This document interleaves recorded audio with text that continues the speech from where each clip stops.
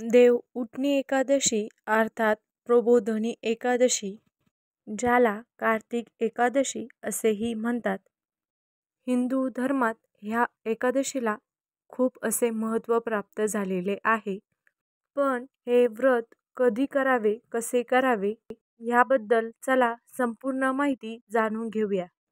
चातुर्मासात थांबलेली सर्व शुभ कार्य जसे की लग्न, मुंडन, गृहप्रवेश इत्यादी या कार्तिकी एकादशीपासून सुरुवात होते.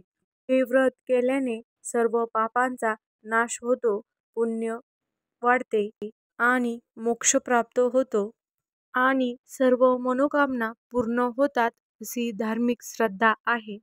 पौराणिक कथेनुसार हे व्रत हजारो अश्वमेध यज्ञाच्या आणि शेकडो राजसूय यज्ञाच्या बरोबरीचे मानले जाते. तर पाहूया यंदा 2025 रोजी देव उठणी एकादशी कधी आहे आणि हे व्रत कसे करायचे आहे. यावर्षी कार्तिक महिन्यातील शुक्ल पक्षाची एकादशी तिथी ही 1 नोव्हेंबर 2025 रोजी शनिवारी सकाळी 9:11 सुरू होत आहे आणि ही तिथी दुसऱ्या दिवशी 2 नोव्हेंबर 2025 रोजी रविवारी सकाळी 7:31 समाप्त होणार आहे.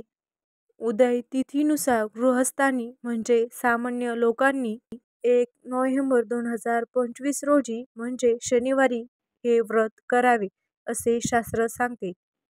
आता दिनदर्शिकेमध्ये पाहिले तर 1 नोव्हेंबर रोजी प्रबोधिनी म्हणजे स्मार्थ एकादशी आहे आणि 2 नोव्हेंबर रोजी भागवत एकादशी आहे.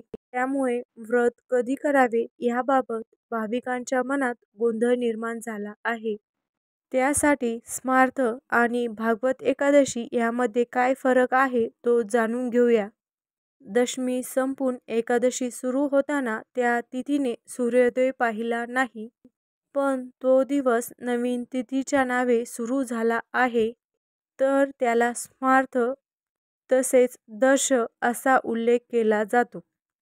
म्हणजे तिथी सुरू झाली पण तिथीशी संबंधित व्रत सूर्योदय पाहिलेल्या दिवशीच करावे ह्याबाबत ती सूचना असते, म्हणून ती स्मार्थ एकादशी. शैवपंथीय स्मार्थ तिथी पालन करतात तर वैष्णव हे भागवत तिथीचे पालन करतात. आता जी तिथी सूर्योदय पाहते ती तिथी आपल्याकडे ग्राह्य धरली जाते. म्हणजे एकादशी तिथी आदल्या दिवशी सुरू झालेली असली तरी तिने जर दुसऱ्या दिवशीचा सूर्योदय पाहिला असेल तर ती तिथी पाळली जाते आणि दिनदर्शिकेवर देखील सूर्योदय पाहिलेल्या तिथीवर भागवत धर्माचे ध्वजचिन्ह आहे. वैष्णव धर्म पाळणारे वारकरी बांधव त्यालाच भागवत एकादशी म्हणतात. वैष्णव उदय तिथीला मानतात. स्मार्थवाले जिथून तिथी सुरू झाली ती तिथी मानतात आणि व्रत सुरू करतात. हा तो फरक आहे.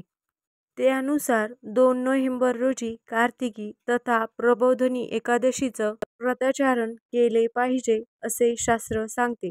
कार्तिकी एकादशीचं व्रत करण्याची पद्धत म्हणजे एकादशीचं व्रत करण्याचे नियम दशमी तिथीपासून म्हणजे 1 दिवस आधी सुरू होतात आणि द्वादशी तिथीला दुसऱ्या दिवशी पारण केल्यानंतर पूर्ण होतात. आता देव उठणी एकादशीचं व्रत हे द्वादशी तिथीला म्हणजे दुसऱ्या दिवशी सोडले जाते. तर त्यानुसार जर 1 तारखेला व्रत केले असेल तर 2 तारखेला रविवारी दुपारी 1:11 पासून ते दुपारी 3:23 व्रत पारण करण्याचा शुभ मुहूर्त आहे. पारण नेहमी हरिवासर समाप्त झाल्यानंतरच करावे असं सांगितलं जातं. तर हरिवासर 2 नोव्हेंबरला दुपारी 12:55 समाप्त होणार आहे. पारण करण्यासाठी सकाळी स्नान करून स्वच्छ वस्त्र परिधान करून भगवान सूर्यदेवाला अर्घ्य द्यावे. भगवान विष्णू आणि माता लक्ष्मीची पुन्हा पूजा करावी. विष्णू चालीसा किंवा मंत्राचा जप करावा. सात्विक भोजन घ्यावे ज्यात तुळशीची पानं असतील भगवंताला अर्पण करावी. त्यानंतर आपण प्रसाद वाटून घेऊन स्वतः व्रत सोडावे. काही जण आवळा आणि तुळस खाऊनही व्रत सोडतात. आपापल्या पद्धतीनुसार आपण व्रत करावे. देव उठणी एकादशीचं व्रत पाळताना काही नियमांचे पालन करणे आवश्यक आहे. यासाठी आपण ज्या दिवशीपासून उपवास करतो त्या दिवशी दिवसभर उपवास करावा. रात्री जागरण करून भगवान श्रीहरी विष्णूचं भजन कीर्तन करावे.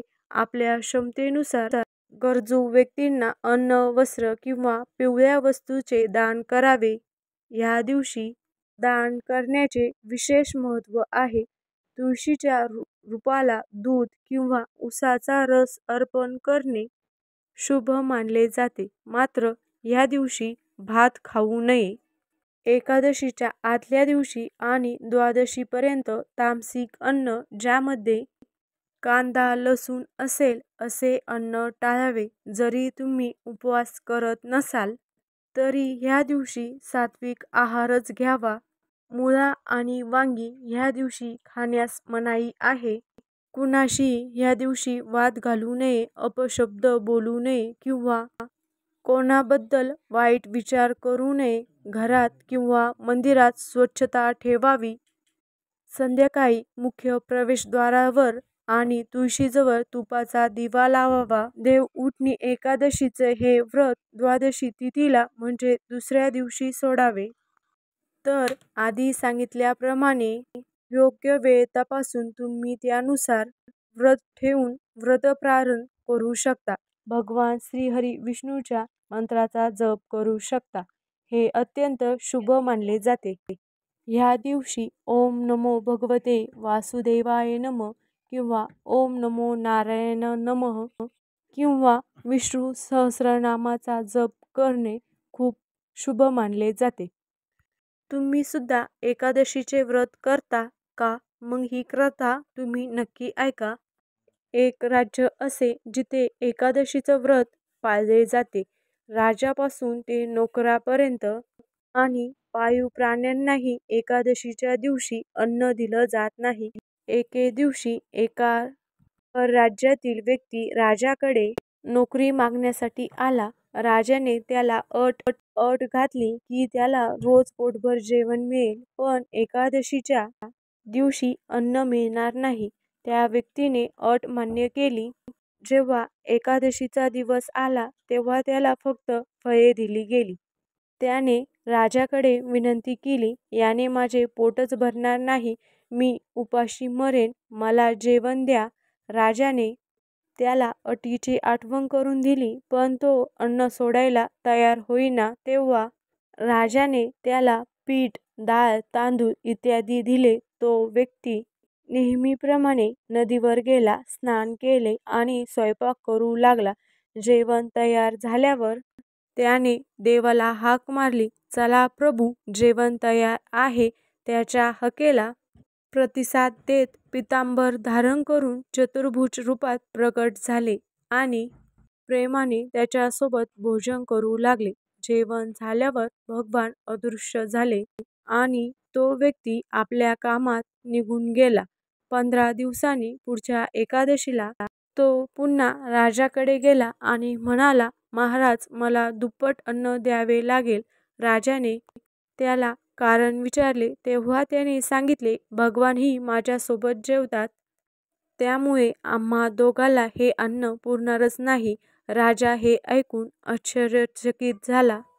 राजाने पाहिले की तो व्यक्ती फक्त एकादशीचं व्रत मोडत नाही, तर भगवान त्याच्यासोबत भोजनही करत आहे. हे पाहून राजाला बोध झाला की केवळ नियमांचे पालन करण्यापेक्षा शुद्ध मनाने आणि भक्तिभावाने व्रत करणे अधिक महत्त्वाचं आहे.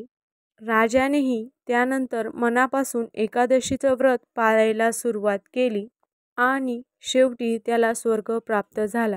ही कथा आपल्याला शिकवते की भगवान केवळ भक्तीच पाहतात, दिखाऊपणाला नाही. तर मंडळी, देव उठणी एकादशी हे व्रत केवळ भगवान श्रीहरी विष्णूंना जाग करण्याचंच पर्व नाही, तर ते आपल्याला जीवनात नवीन ऊर्जा, सकारात्मकता आणि शुभकार्याची सुरुवात करण्याचे प्रतीक मानले जाते. ह्या दिवशी पूर्ण श्रद्धेने आणि भक्तीने व्रत आणि पूजा केल्यास भगवान श्रीहरी विष्णू आणि माता लक्ष्मी यांचे आशीर्वाद आपल्याला प्राप्त होतात आणि घरात सुख, शांती आणि समृद्धी नांदते असा बऱ्याच जणांचा विश्वास आहे. आणि हो, देव उठणी एकादशीच्या दुसऱ्या दिवशी म्हणजे 2 नोव्हेंबर 2025 रोजी रविवारी तुळशी विवाह साजरा केला जाणार आहे.